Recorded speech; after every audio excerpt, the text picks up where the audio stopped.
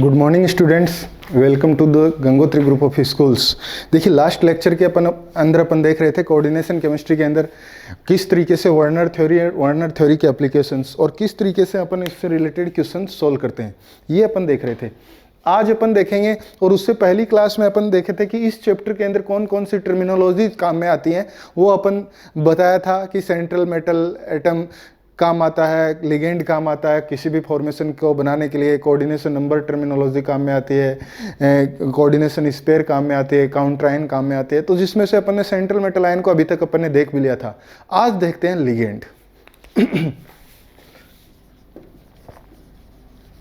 Ligand देखिए, ligand क्या होता है। जिस तरीके से ऑर्गेनिक केमिस्ट्री के अंदर अपन बेस पढ़ते हैं, जिस तरीके से अपन न्यूक्लियोफाइल पढ़ते हैं, वही कोऑर्डिनेशन केमिस्ट्री के अंदर वही स्पीसीज जिस तरीके से इलेक्ट्रॉनिकली रिच हो, कोई न्यूक्लियोफाइल हो, वही कोऑर्डिनेशन केमिस्ट्री के अंदर एक तरीके से क्या कहलाता है, लाइगेंड। या मैं बोलूं कि ऐसा कोई एटम या group of atom which can donate its lone pair of electron to the central metal ion, central metal atom.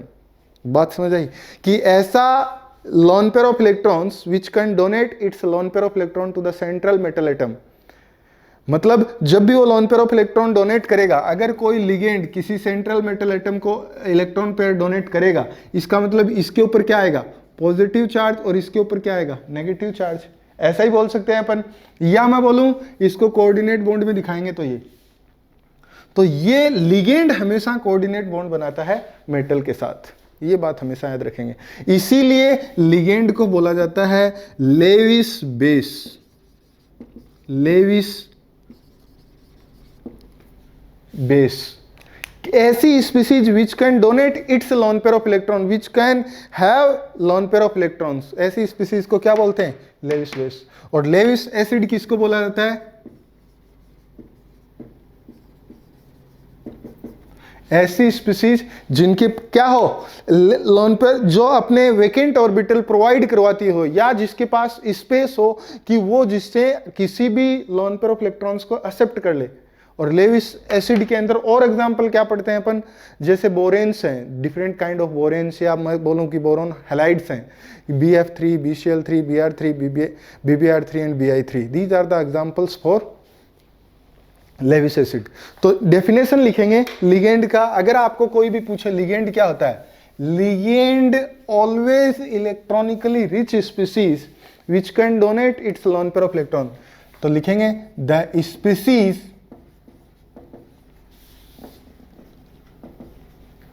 Which can donate it's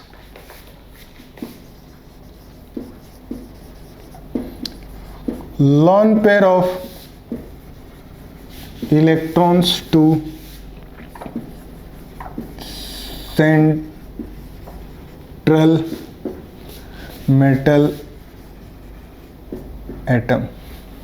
या मैं बोलूं CMA। मैं सेंट्रल मेटल एटम को मैं बोलता हूं CMA। बात समझ आया, सेंट्रल मेटल एटम कि ऐसी species which can donate its lone pair of electrons to the central metal atom. That is why ligand always called as a Lewis base. Ligand always called as Lewis base.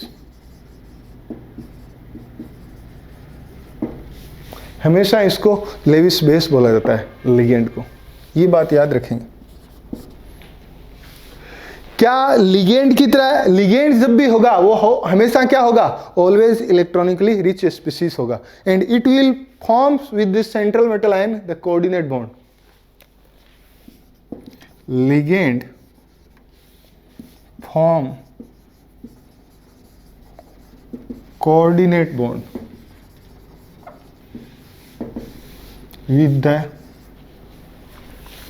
CMA। मैं direct लिख देता हूं अब। CMA के साथ हमेशा क्या बनाता है, डायरेक्ट कोऑर्डिनेट बॉन्ड बनाता है।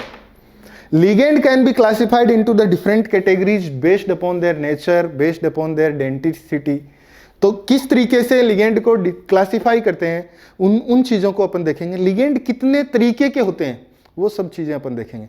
तो यही इसके नेक्स्ट अपन पढ़ेंगे। और ये लिगेंड बहुत इंपॉर्टेंट है, क्योंकि कोऑर्डिनेशन केमिस्ट्री के अंदर लिगेंड का एक अलग से रोल होता है।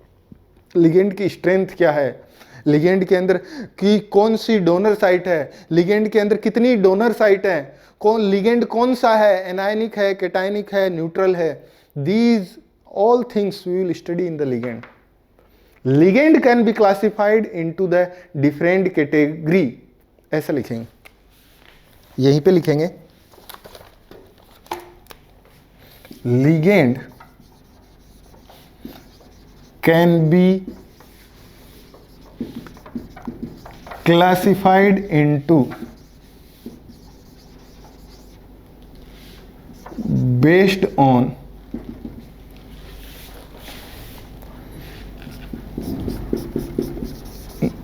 Nature,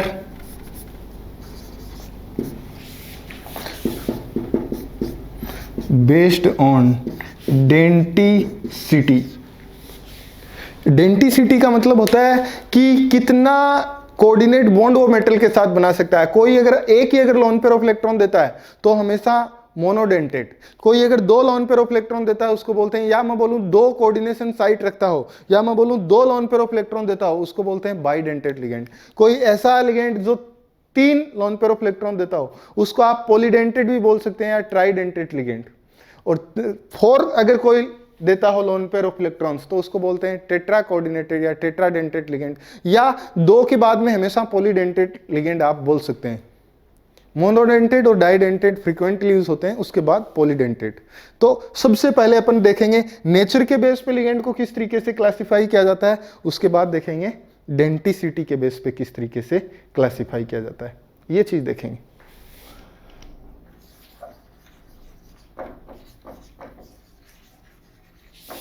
classification of ligand based on nature, ये बात देखना। नेचर के बेस पे लिगेंड को किस किस तरीके से क्लासिफाई किया जाता है। नेचर हो सकती है, लिगेंड न्यूट्रल हो सकता है, उसका नेचर क्या हो सकता है, न्यूट्रल। उसका नेचर नेगेटिव चार्ज भी हो सकता है, मतलब एनायनिक भी हो सकता है, और वो कैटायनिक भी हो सकता है। तो इसके बेस पे तीन तरीके से लिखेंगे। ligand can be neutral, ligand can be anionic, ligand can be cationic। ये बात याद रखना। न्यूट्रल लिगेंड कौन कौन से होते हैं, एनायनिक लिगेंड कौन कौन से होते हैं, और कैटायनिक लिगेंड कौन कौन से होते हैं, ये आपको हमेशा रेडी रहना चाहिए, एग्जाम्पल पते होने चाहिए। बात समझ आई? तो देखिए न्यूट्रल लिगेंड के लिए excellent example water, water is the excellent example as a neutral ligand. Ammonia, ammonia को अपन कोऑर्डिनेशन भाषा में हमेशा लिखते हैं एमाइन, AMMINE, ये याद रखना हमेशा। NH3 इसको एमीन लिखेंगे हमेशा, एमीन लिगेंड बोला जाता है। और एमीन में भी AMINE ये नहीं लिखते हैं स्पेलिंग, एक एम ज्यादा होता है उसके अंदर, ये लिखते हैं। इसी तरीके से वाटर, इसको भी क्या लिखा जाता है, इसको वाटर नहीं लिख के एक्वा बोला जाता है कोऑर्डिनेशन भाषा के अंदर। ये थोड़ा सा डिफरेंस है, देखना हमेशा। वाटर को हमेशा एक्वा बोलते हैं और अमोनिया को हमेशा एमाइन बोलते हैं कोऑर्डिनेशन केमिस्ट्री के अंदर। और एमीन में भी स्पेलिंग AMMINE है। बात समझे? तो these are the examples which can act as a neutral ligand. तो मैं लिख रहा हूं यहां कि जिसके ऊपर कोई चार्ज नहीं है और डोनर या मैं बोलूं उसके ऊपर loan pair of electron present हो। तो पहला एग्जांपल लिखा मैंने अमोनिया, वाटर, pyridine, आया बात समझे? पिरिडीन का स्ट्रक्चर अगर कोई पूछे तो आप क्या बोलेंगे? यही तो होता है पिरिडीन। इसके अलावा और कोई neutral ligand, ethylene diamine, CH2CH2NH2NH2, इसको लिखते हैं EN, इथाइलिन डाइएमीन। और कभी कभी डोनर, देखिए जब भी कभी कॉम्प्लेक्स लिखा जाता है तो कोस्ट ब्रैकेट के अंदर ए करके लिखते हैं ऐसे मेटल के साथ। ए का मतलब होता है उसमें दो डोनर साइट है और दोनों सेम है, डोनर साइट सेम। और अगर मेटल के साथ कोई ए बी हो तो इसमें क्या लिखते हैं? Donor site is different. बात समझ आए?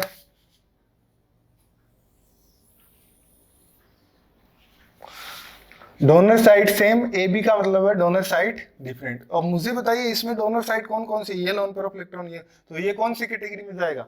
ए कैटेगरी में। ये आगे पढ़ते हैं अपन, इसलिए मैं यहीं पे बता दिया, don't get confuse in future. और इसके अलावा कौन कौन हो सकता है? डाइथाइलिन ट्राइएमीन, तो उसको क्या लिखेंगे? NH2।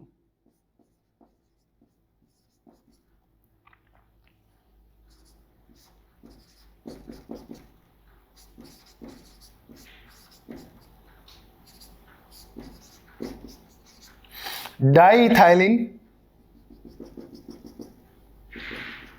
ट्राइएमीन, इसको बोलते हैं डाइन। ये बात। और कोई ऐसे जो न्यूट्रल लिगेंड की तरह एक्ट करते हो? कार्बोनाइल, कार्बन मोनोऑक्साइड, ये सारा लिख लेंगे, C डबल बॉन्ड O। और इसको कई बार लिखा जाता है C ट्रिपल बॉन्ड O, और ये होता है इसके ऊपर पॉजिटिव चार्ज और इसके ऊपर नेगेटिव चार्ज। क्यों? क्योंकि इसका जो लोन पेयर है, ये लोन पेयर ऑफ इलेक्ट्रॉन ये इधर आता है, और जब इधर आएंगे तो क्या होगा? कोऑर्डिनेट बॉन्ड बनाएंगे। कोऑर्डिनेट बॉन्ड जिधर बनता है उधर नेगेटिव चार्ज और ये positive charge. But carbon monoxide को हमेशा न्यूट्रल लिगेंड की तरह ट्रीट किया जाता है। इसके अलावा और कौन कौन से एग्जाम्पल हो सकते हैं वो देखना है। बाईपिरिडिल भी हो सकता है, तो ये लिखने के बाद इधर इसके ऊपर यहां लिख लेंगे बाईपिरिडिल।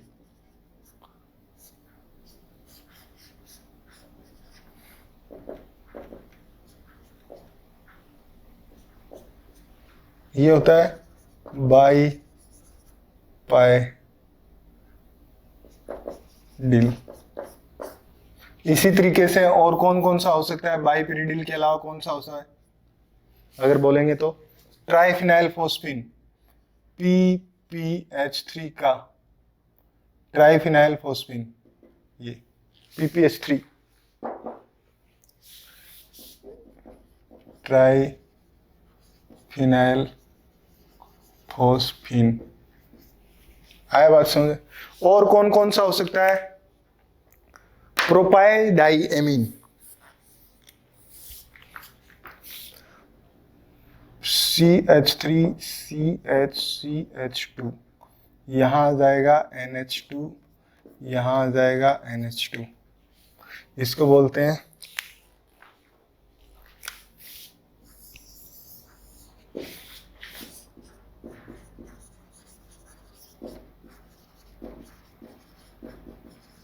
Propyl diamine. आया बात समझे? इसके अंदर भी दो डोनर साइड कौन कौन सी हैं? ये और ये। इसको बोलते हैं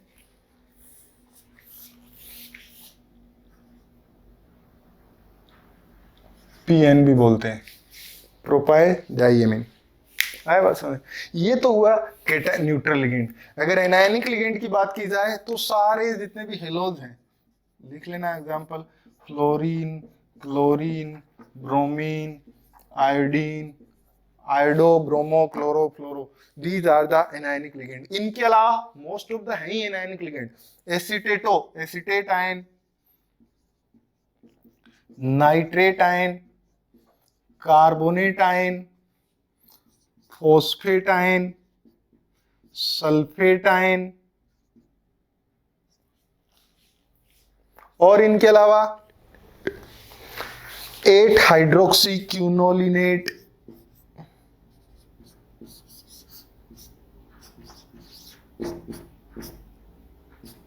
ये देख लीजिए, इसको बोलते हैं 8 हाइड्रोक्सी क्विनोलिनेट, इसका नाम है। ये इसका क्यों नाम है? ये नेगेटिव चार्ज स्पीसीज है O के ऊपर, और ये देखिए यहां से नंबरिंग करते हैं 1 2 3 4 5 6 7 8, और यहाँ पे हाइड्रोक्सी था लेकिन वो नेगेटिव चार्ज हो गया है, वो H निकल गया है, तो 8 हाइड्रोक्सी क्यूनोल इसको बोला जाता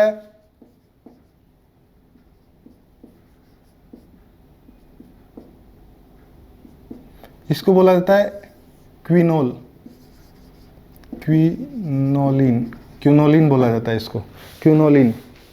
तो इसी से बना है क्यूनोलिनेट, क्यों? क्योंकि यहाँ पे क्या है? Negative charge. आया बात समझे? और इसके अलावा कौन कौन से हो सकते हैं वो देखिए, ये मैं हटा रहा हूँ अब, यहाँ पे पूरा एनायनिक लिगेंड ये लिख लिया, ये लिखने के बाद और लिखता हूँ, मुझे बताएंगे क्या ammonium this ion can be act as a ligand? No, never. How it doesn't have lone pair of electron? How can it act as a ligand? No.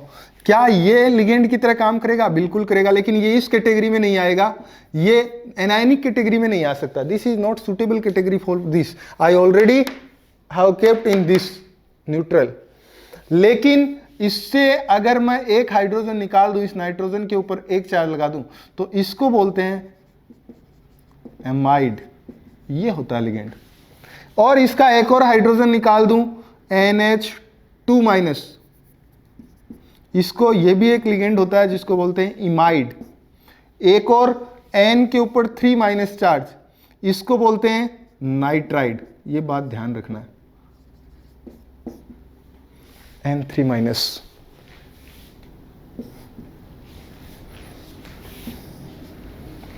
ऐसे। और इनके अलावा कौन कौन से? ग्लाइसिनेट, ग्लाइसिनेटो क्या होता है? CH2C double bond O NH2, this is also the negative charge ligand.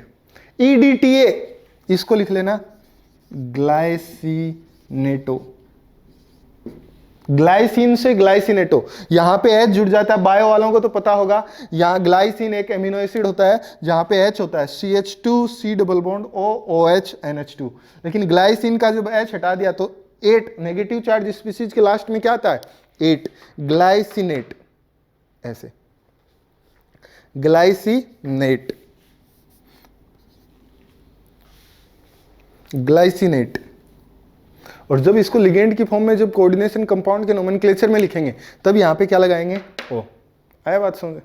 और इनके अलावा कौन कौन से एग्जाम्पल हो सकते हैं वो बताइए मुझे। EDTA, ethylene diamine tetra acetate, acetic acid से एसिटेट, वो लिखिए। ये हटाने के बाद देखिए, ये लिखिए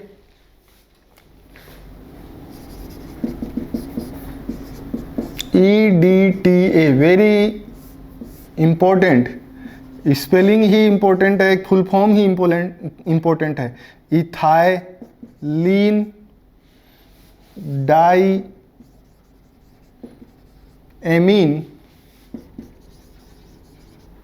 TE टेट्रा एसिटेट, इसका फुल फॉर्म है। इसका स्ट्रक्चर क्या हो गया? इथाइलिन डाइएमीन CH2CH2NN एसिटेट, यहाँ पे 2 एसिटेट, यहाँ पे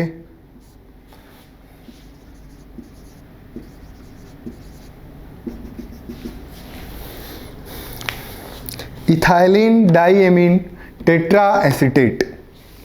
है बात समझ? इस तरीके से ये होती है EDTA की स्ट्रक्चर। ग्लाइसिनेटो मैंने लिख दिया, डाइग्लाइओक्सिमेटो, डाइग्लाइम, तो वो भी लिख लेना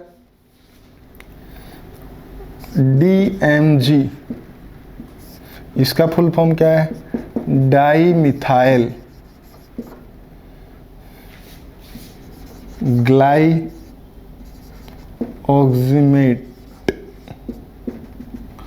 डाई मिथाइल ग्लाइऑक्सिमेट, इसका क्या होता है structure?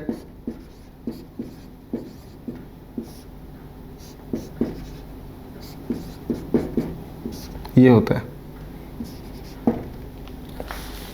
DMG, di methyl ग्लाइऑक्सिमेट।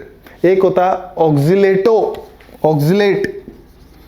Oxalate C double bond O minus, C double bond O minus, और इसको क्या लिख सकते हैं C double bond O minus, C double bond O minus.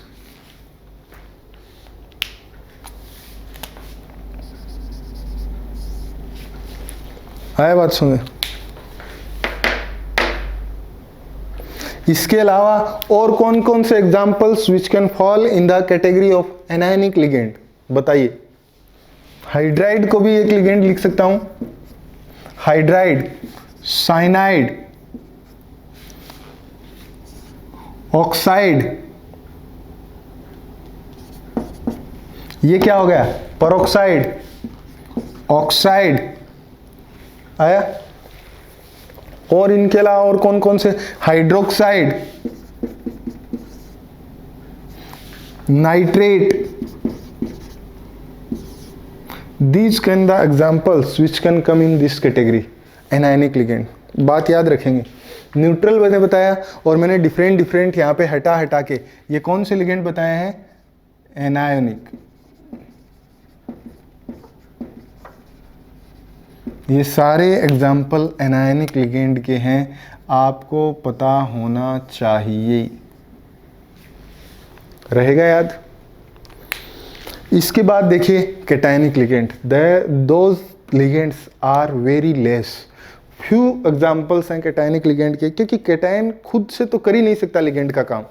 एक एटम के ऊपर पॉजिटिव चार्ज, क्या वो लिगेंड की तरह काम कर सकता है? नो। और एक चीज और बता देता हूं मैं हमेशा, कोई भी एटम के ऊपर चाहे कितने भी लोन पेयर ऑफ इलेक्ट्रॉन हो, चाहे 10, चाहे 2, चाहे 5, चाहे 4, चाहे 1, वो हमेशा अपना एक ही lone pair of electron donate कर सकता है। It cannot donate more than 1 lone pair of electron, ये बात याद रखना। अब कैटायनिक लिगेंड के अंदर एग्जांपल लिखेंगे, that is the excellent example hydrazinium, hydrazinium, हाइड्राजीनियम।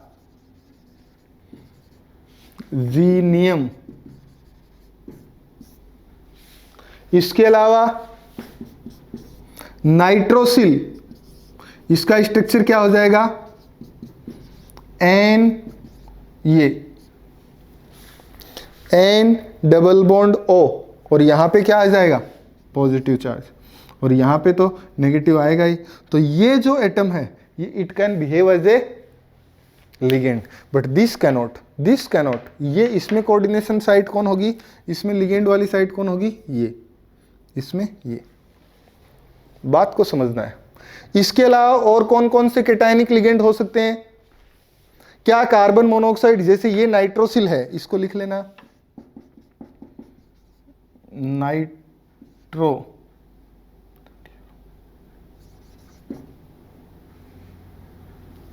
Nitrosyl और